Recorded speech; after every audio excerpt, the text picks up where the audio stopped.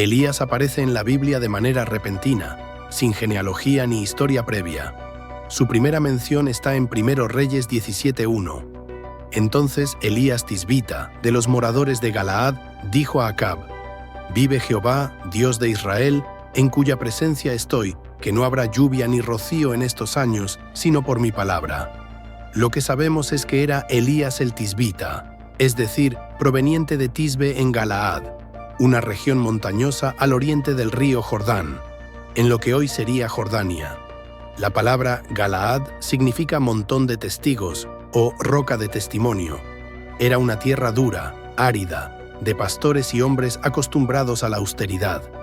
Esa rudeza marcó el carácter del profeta, un hombre firme, directo, sin lujos ni comodidades. Elías no era un príncipe, ni un sacerdote, ni un hombre de renombre. Venía de un rincón perdido en las montañas de Galaad.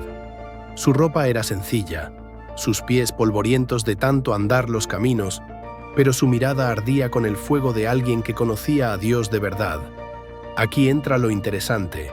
La Biblia nunca menciona el nombre de los padres de Elías. Esto es muy inusual, porque la mayoría de los profetas tienen algún linaje registrado. Algunos sabios judíos, como el Targum y el Midrash, sugieren que sus padres eran personas humildes y desconocidas, para destacar que su autoridad no venía de la sangre ni de la herencia, sino directamente del llamado de Dios. Una tradición rabínica incluso dice que Elías descendía de la tribu de Gad o de Benjamín, pero esto no se puede confirmar. Siendo de Galaad, Elías creció rodeado de idolatría. En ese tiempo, Israel estaba dividido, y en el norte gobernaba Acab con Jezabel, quienes habían introducido con fuerza el culto a Baal y Asera.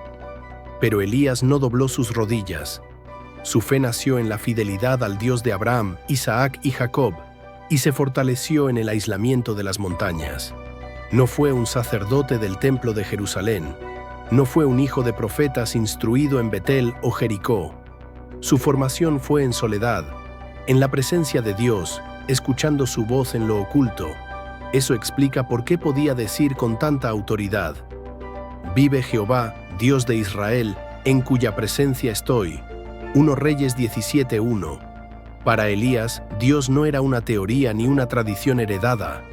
Era una realidad vivida. Elías aparece siempre como un hombre austero, vestido con un manto de piel y una faja de cuero. Vivía en cuevas, viajaba por desiertos y era alimentado por cuervos o por viudas pobres. Su vida estaba marcada por la dependencia total de Dios. Esa disciplina fue la que lo preparó para desafiar a reyes y confrontar a falsos profetas en el Monte Carmelo. No tenía templos, ni riquezas, ni títulos, y sin embargo sería recordado como uno de los profetas más poderosos y temidos en toda la historia de Israel. Esta es la historia del hombre que se atrevió a enfrentar a reyes, que hizo descender fuego del cielo, y que habló cara a cara con el Altísimo cuando todo un pueblo había olvidado su nombre. ¿Qué hubiera pasado si Elías hubiera nacido en un palacio rodeado de lujos y privilegios?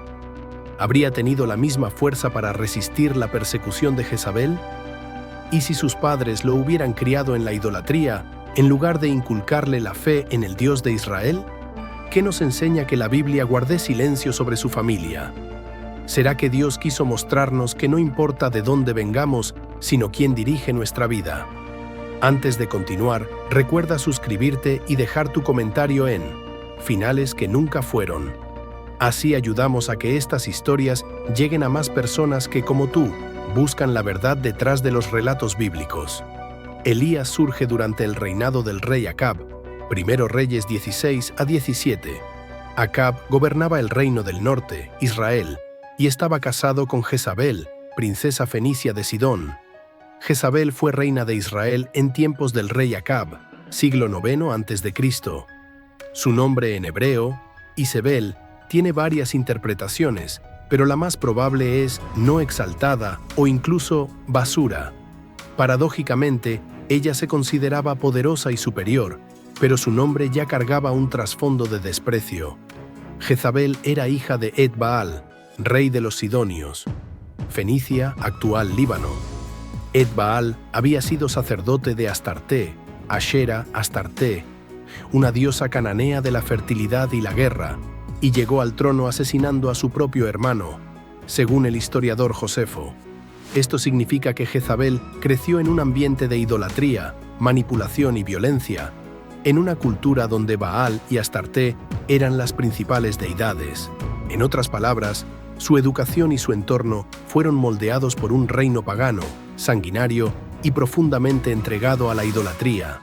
Jezabel no era simplemente una reina extranjera con otra religión. Para ella, Baal era la fuente de vida y fertilidad, así que no toleraba a Jehová ni a los profetas de Israel.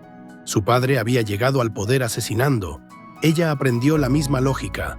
El poder se mantiene a cualquier costo. Al casarse con Acab, no se limitó a ser reina consorte. Buscó imponer su religión y eliminar cualquier rastro del Dios de Israel. Por eso mandó perseguir y asesinar a los profetas de Jehová.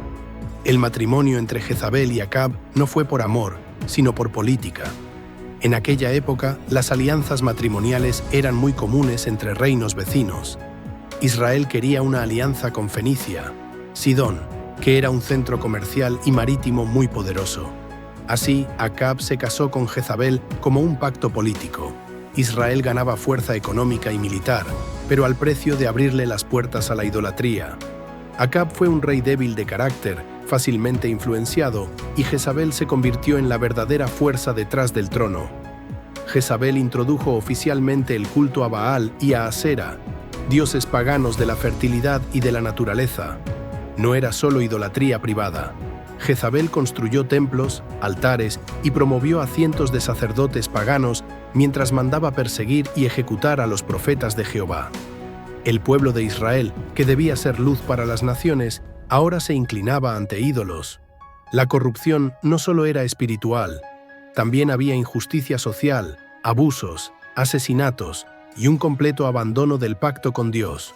Bajo su influencia, se levantaron templos por todo el reino. Se sacrificaban animales y hasta niños. La nación que una vez había sido escogida por Dios, ahora estaba dominada por la idolatría. El nombre de Jehová ya no se escuchaba en las calles y los labios del pueblo olvidaron al verdadero Creador. Pero cuando parece que todo está perdido, Dios siempre levanta a alguien. De repente, sin una introducción de linaje ni títulos, la Biblia lo presenta en 1 Reyes 17:1 con una frase contundente. Entonces Elías Tisbita, de los moradores de Galaad, dijo a Acab: «Vive Jehová, Dios de Israel, en cuya presencia estoy, que no habrá lluvia ni rocío en estos años, sino por mi palabra». Elías no llega con diplomacia, sino con un juicio directo. ¿Por qué?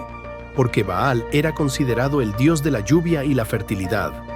Al declarar que el cielo se cerraría, Dios estaba desafiando frontalmente la mentira de Baal y mostrando que solo Él controla la creación.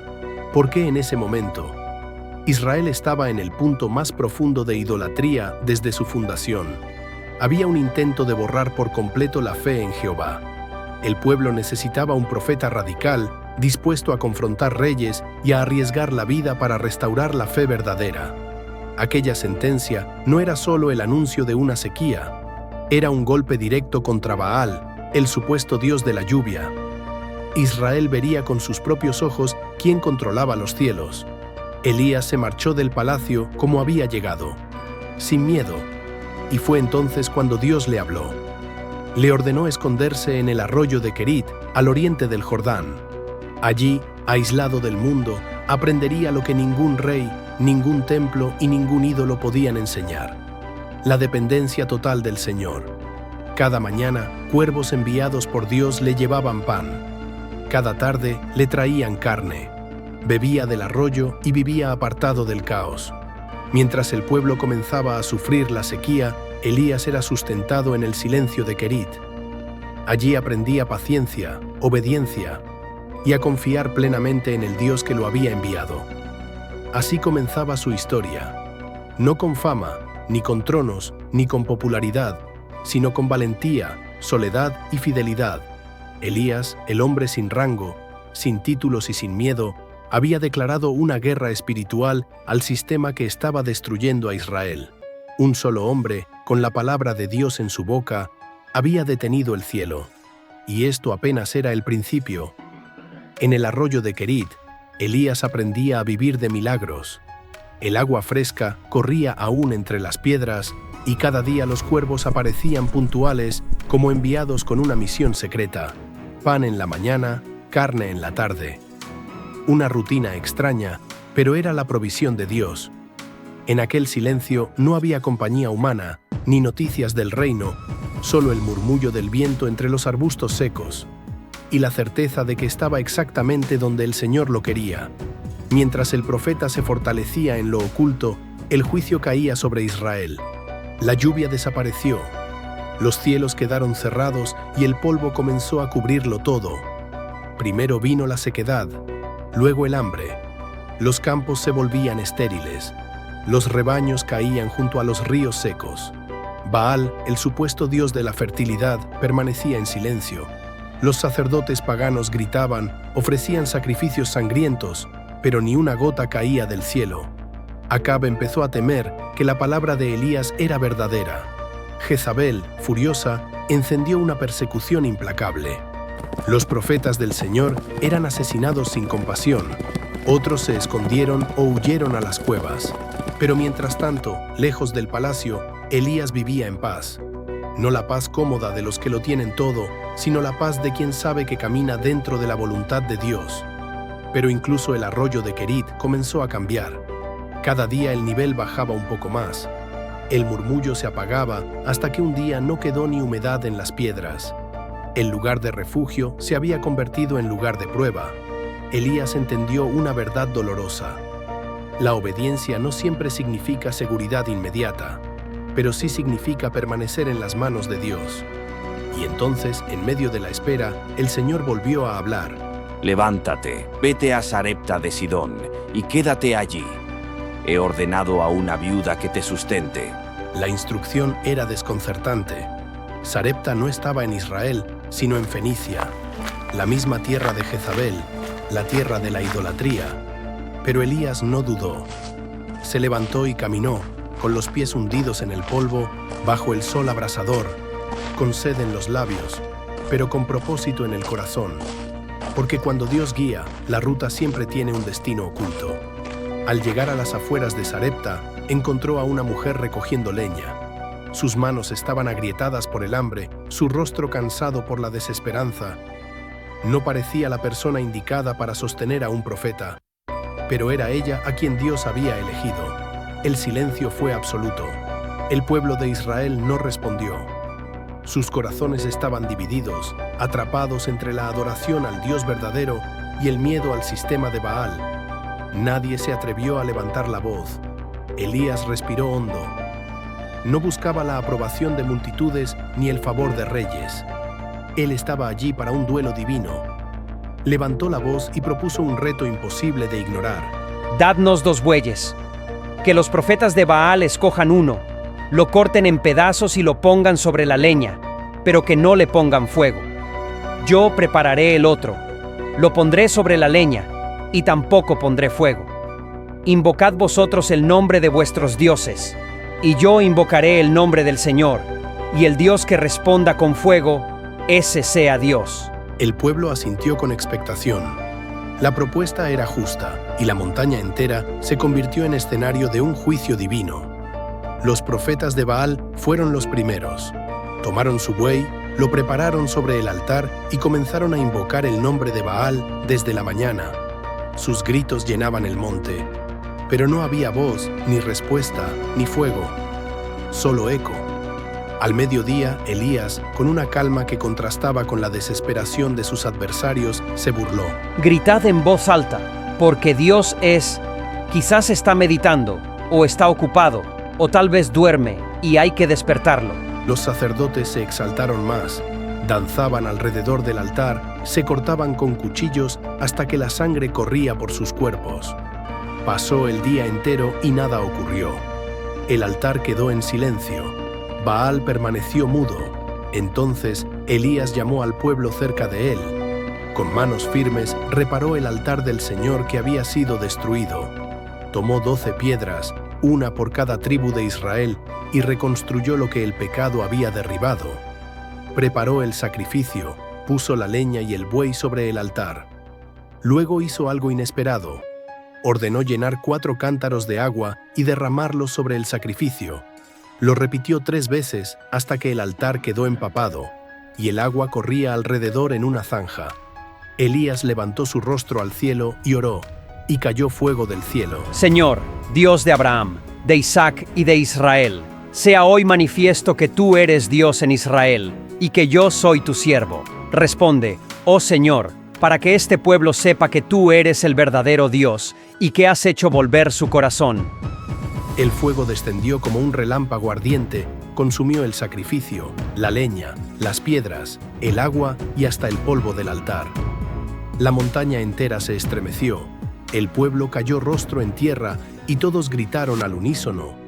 Elías había quedado solo frente a cientos de falsos profetas, pero un solo hombre lleno de fe encendió una nación entera, y la oscuridad de Baal fue expuesta como mentira. Elías corrió sin mirar atrás. El rugido de la multitud que gritaba, «El Señor es Dios», aún resonaba en su memoria, pero la voz fría de Jezabel lo perseguía con más fuerza que cualquier ejército. El profeta que había enfrentado a 450 hombres en el Carmelo ahora huía solo, desgastado, con el corazón hundido en un abismo de miedo y cansancio.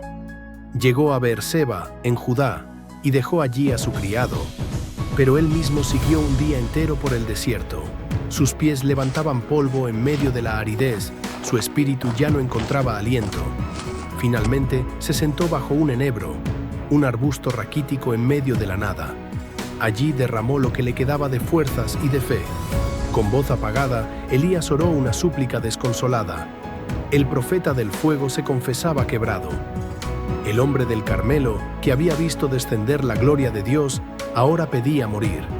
Elías se recostó bajo el enebro y se quedó dormido, agotado no solo en cuerpo, sino en alma. Pero el Dios que responde con fuego también responde con ternura. Un ángel tocó su hombro y lo despertó suavemente. Levántate y come. Frente a él había una torta cocida sobre las brasas y un cántaro de agua. Elías comió, bebió y volvió a dormirse. Una vez más, el ángel del Señor lo tocó y le habló. Levántate y come, porque largo camino te resta. Elías comió de nuevo, y aquella comida sobrenatural le dio fuerzas para caminar 40 días y 40 noches hasta Horeb, el monte de Dios. Allí se refugió en una cueva. Su voz, quebrada por la soledad, se levantó otra vez en oración. He sentido un vivo celo por el Señor, porque los hijos de Israel han dejado tu pacto, han derribado tus altares, han matado a espada a tus profetas, y solo yo he quedado, y me buscan para quitarme la vida. Elías esperaba un nuevo fuego, un trueno, una señal tan contundente como la del Carmelo. Pero Dios le mostró algo diferente. Un viento poderoso azotó la montaña, desgarrando las rocas. Pero el Señor no estaba en el viento. Un terremoto sacudió la tierra. Pero el Señor no estaba en el terremoto. Un fuego ardió frente a la cueva. Pero el Señor no estaba en el fuego. Y después del fuego, un silbo apacible y delicado. Elías cubrió su rostro con el manto. Allí estaba Dios, no en la violencia, no en la espectacularidad, sino en la voz suave que restaura al corazón cansado. Eliseo se detuvo de inmediato. El peso del manto sobre sus hombros no era de lana, era de destino. Entendió que aquello no era un gesto humano, sino divino. Dejó a los bueyes, corrió tras Elías y le dijo: Permíteme besar a mi padre y a mi madre, y luego te seguiré. Elías lo miró con la severidad y al mismo tiempo con la libertad de un maestro que no manipula, sino que ofrece. Ve, vuelve. ¿Qué te he hecho yo? No era una imposición, sino una decisión personal. El llamado de Dios nunca esclaviza, invita. Eliseo volvió, pero no para quedarse. Tomó la yunta de bueyes, los sacrificó y con el arado coció la carne. Invitó a su gente a comer, como un banquete de despedida. No había marcha atrás. Quemar el arado y sacrificar los bueyes era renunciar a su antigua vida, romper con el pasado para abrazar un futuro incierto, pero guiado por Dios. Después de aquella comida, Eliseo partió. No llevaba riquezas, ni herramientas, ni provisiones. solo llevaba un manto y un llamado. Y desde ese día se convirtió en servidor de Elías. Elías, que había sentido estar solo en el monte, ahora no caminaba en soledad. Junto a él estaba Eliseo, el aprendiz que pronto sería profeta. Dios no solo había restaurado al cansado, sino que también había provisto al sucesor. La historia, lejos de terminar bajo un enebro, se extendían ahora hacia un futuro de continuidad. La obra de Dios no muere con sus siervos, porque Él siempre levanta nuevos instrumentos. Elías siguió su camino con Eliseo a su lado. Juntos recorrieron ciudades proféticas, Gilgal, Betel y Jericó. En cada lugar los hijos de los profetas advertían a Eliseo. ¿Sabías que hoy Jehová quitará a tu señor de sobre ti? Sí, lo sé, callad. Él no estaba dispuesto a apartarse de su maestro. En cada despedida, Elías le decía, Quédate aquí porque Jehová me ha enviado a... y Eliseo replicaba. Vive Jehová y vive tu alma, que no te dejaré. Era la fidelidad de un discípulo que entendía que aquel día no sería común. Llegaron al Jordán. Elías tomó su manto, lo dobló y golpeó las aguas. El río se abrió en dos y ambos pasaron en seco. Allí, en ese lugar cargado de memoria, el mismo Jordán que Josué había cruzado con Israel, Elías preguntó. Pide lo que quieras que haga por ti, antes que sea quitado de ti. Eliseo, sin titubear, respondió. Te ruego que una doble porción de tu espíritu sea sobre mí. Elías lo miró con gravedad. ¿Sabes que tu señor será quitado hoy? Era como si el cielo entero estuviera en expectativa. De repente, un carro de fuego con caballos de fuego apareció, y en medio de un torbellino, Elías fue arrebatado al cielo. No pasó por la muerte. Fue trasladado directamente a la presencia de Dios. Su misión en la tierra había terminado, pero su testimonio no. Eliseo, al verlo, clamó. Padre mío, carro de Israel y su gente de a caballo.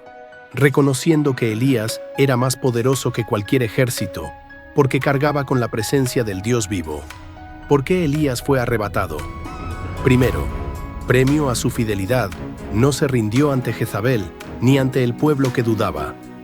Segunda señal profética, anticipaba la esperanza de la vida eterna y el poder de Dios sobre la muerte. Tercer testimonio eterno, junto con Enoc, es uno de los dos hombres que nunca conocieron la muerte, mostrando que Dios tiene caminos más altos que los nuestros. Elías desapareció en lo alto. El manto cayó. Eliseo lo recogió y al regresar al Jordán golpeó las aguas como había hecho su maestro. El río volvió a abrirse. El espíritu de Elías reposaba ahora sobre Eliseo. ¿Qué hubiera pasado si Elías no hubiese sido fiel después de su encuentro en el monte Horeb? ¿Qué hubiera sucedido si, cansado y derrotado, hubiera rechazado la misión de ungir a Eliseo, de levantar sucesores, de transmitir el legado? ¿Cómo habría cambiado la historia si el profeta que debía ser arrebatado en gloria hubiese muerto anónimo bajo un arbusto en el desierto? Si Elías hubiera claudicado, no habría Eliseo con doble unción, el profeta de los milagros que impactó a Israel. Sin su ministerio, el pueblo habría permanecido más tiempo bajo idolatría, sin confrontación.